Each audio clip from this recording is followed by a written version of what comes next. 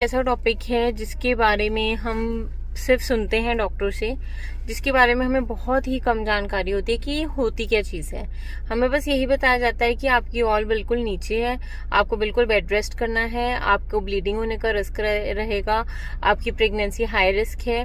तो बट हमें समझाया नहीं जाता है इसका मतलब क्या है।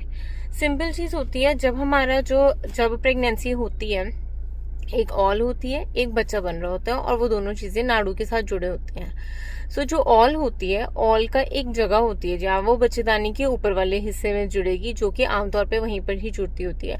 बट क्योंकि कोई और कारण हो सकता है जिसकी वजह से बच्चेदानी की ज्यादा शेप नहीं ठीक है, या उस वहां पे कोई रसौली पड़ी है जिसकी वजह से ऊपर ऑल जुड़ नहीं पाती है, और उसकी वजह से जो नीचे वाला हिस्सा होता है जिसे हमें बच्चेदानी का मुंह कहते हैं, वहां पे जाके ऑल चिपक जाती है।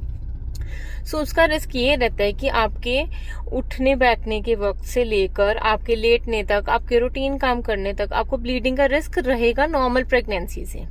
सो है कंडीशन, अगर समझने की कोशिश करें तो सिंपल चीज है कि हाँ, ऑल की जगह डिफरेंट है, बट जब ऑल ऊपर होती है उसमें हम प्रेगनेंसी को बहुत नॉर्मली लेते हैं। उसमें आपको कोई एक्स्ट्रा केयर करने की जरूरत नहीं है, आप नॉर्मली हर चीज कर रहे हैं, आप नॉर्मल रूटीन वर्क कर रहे हैं, आपको ब्लीडिंग का कोई रिस्क नहीं रहेगा।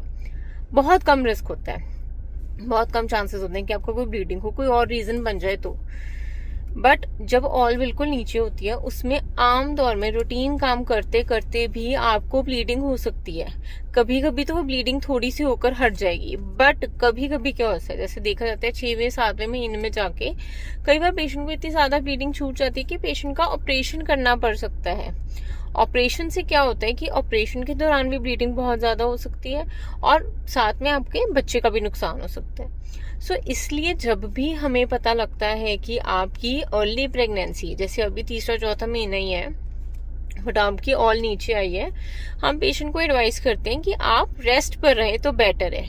क्योंकि अगर एक बार ब्लीडिंग स्टार्ट होगी तो ब्लीडिंग रोकना बहुत मुश्किल हो जाता है कई बार।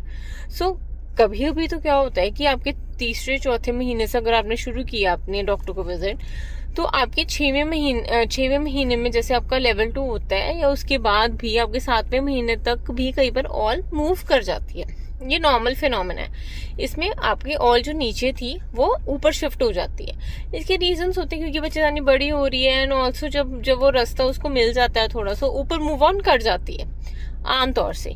कई बार वो वहीं पर चिपकी रह जाती है। सो उसमें आपको एडवाइस किया जाता है अपने डॉक्टर से कि आपने बेड रेस्ट पे रहना है, आपने एक्स्ट्रा उठने बैठने में भी एक्स्ट्रा प्रिकॉशन